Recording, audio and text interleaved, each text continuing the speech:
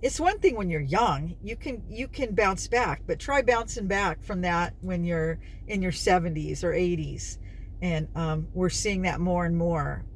I wake up in the morning with a smile on my face, feeling thankful for the love and the happiness we chase.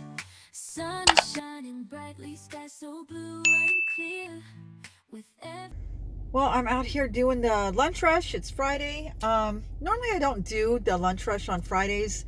I like to come out Friday night, but it's my younger son's birthday, and the whole family is going to go out to dinner tonight, so I won't have an opportunity to work. So I gotta get out there today while I can. I came out last night.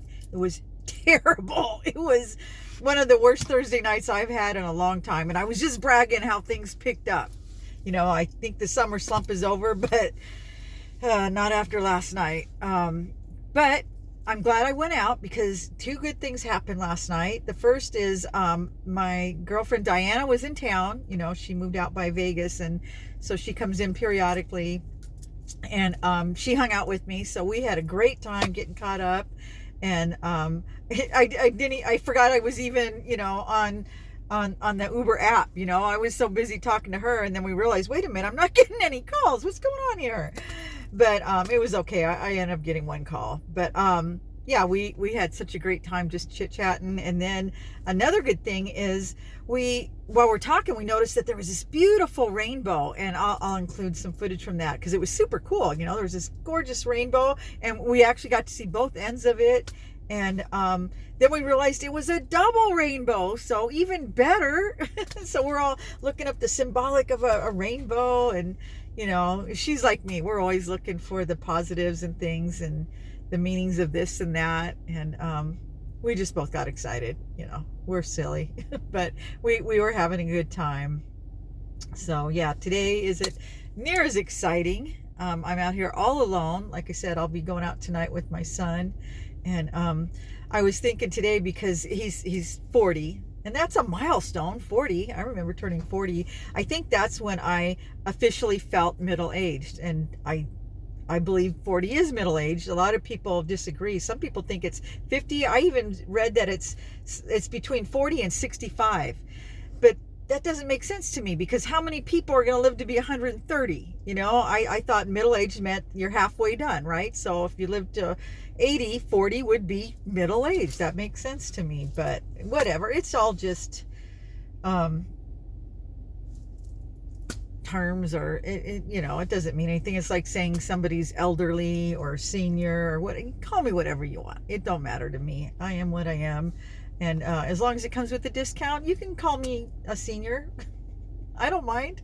I remember the first time I got offered the senior discount. I was at a store, and I was 60, and their policy is 54 and over. And yeah, I was offended at first. I was like, I'm not a senior. And then when I saw their thing was 54, I was like, yeah. And then I saw that it was also a 15% discount. I thought, well, shut up, dummy. Take the discount. Forget about your ego. And so now I go, if you go there on Tuesdays, you get that senior discount. So that's when I go shopping. But I remember going with my sister one time, and she was even more upset than I was. And she's 10 years older than me, but she's beautiful, and she did look a lot younger. So I can see why she's offended. I look my age, so I'm fine with that. But she didn't want the discount. Her pride wouldn't let her take it. She'd rather not take it. I thought that was funny. But yeah, people are funny. We're all funny. It's like with the labeling people baby boomers and Gen Zers and Gen Xers and millennials and all that. We're all just people. We're all just trying to do the best we can, and some of us are struggling, and it doesn't matter what generation you're in. And I know some of you don't care. You're never going to care. But I'm realizing that the fastest growing demographic of homeless is the boomers. So say what you will. They're having tough times too. And I know, a lot of you are like, oh, too bad. But it's true. We're seeing it. And I think it's harder for them because, if they are in that demographic where they're finding themselves on the verge of becoming homeless, it's one thing when you're young, you can bounce back, but try bouncing back from that when you're in your 70s or 80s. And we're seeing that more and more. And like I said, if you have a car, if you become homeless and you have a vehicle, you move into your vehicle. But a lot of these people have given up driving. They just don't feel that they're sharp enough to be driving anymore, so they don't even have a vehicle. So it just, when I see older people that are homeless or whatever, my heart goes out to them. It really does. It goes out to anybody that's homeless, because I don't think anybody chooses to be homeless, regardless of what some people say. Nobody actually chooses to be homeless. But sometimes, I know people won't take the help offered if it means that, like, if they're an alcoholic or they're doing drugs, and they say, okay, we'll help you get into some kind of home or some kind of assisted living or something, but you're going to have to quit drinking or doing drugs. And they say no, because it's not easy.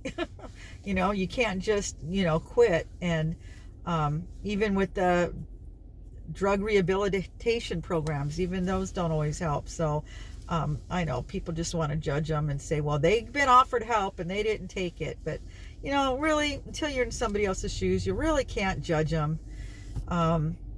And I know a lot of people think this new homeless sweep is a wonderful thing, and maybe for a select few it will be, but there's also going to be a lot of people that it's really going to hurt, because like I said, if they pick you up and you refuse to go into one of these shelters, and I hear these shelters are terrible. I've heard it from multiple people, that have been in them. And my son even worked, when he was going to school, he worked overnight in one, and he only did it briefly, and he said it was just as terrible as everybody says they are. There's a lot more abuse going on inside those homes, so I could see why people would choose to stay out on the streets with the stories that I've heard about them. And people act like, well, they were given this opportunity to go stay in a shelter and they chose not to, so that's on them. I wish it was that easy. And like I said, I don't have all the answers, but I don't think, what we're seeing happen now is the answer. And yes, something's got to be done, because it is a growing problem for various reasons. And nobody wants to see it in their neighborhood. I agree. And we have huge encampments. We don't see them. I don't think you see them either. I guess they're in bigger cities. I think they have issues, but most people don't see them in their area. I know a few people have shown me some footage where they do have problems in their area. And it's heartbreaking, what you see. Because can you imagine, try to imagine yourself in that position before you criticize. Try to imagine, that something happened that totally pulled the rug out from under you. I know it's hard, but it could happen to anybody.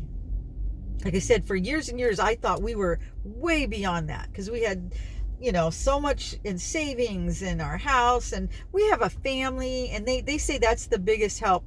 If you have family, you're less likely to end up homeless, because family won't let family out on the streets. Well, some families, but a lot of people that are on the street, it turns out, don't have any family that could take them in.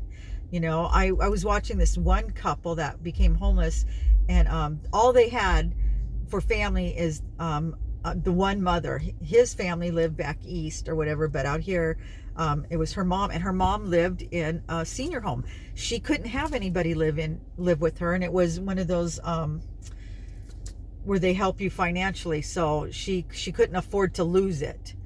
So she could let her daughter stay for like a couple days, but that was it.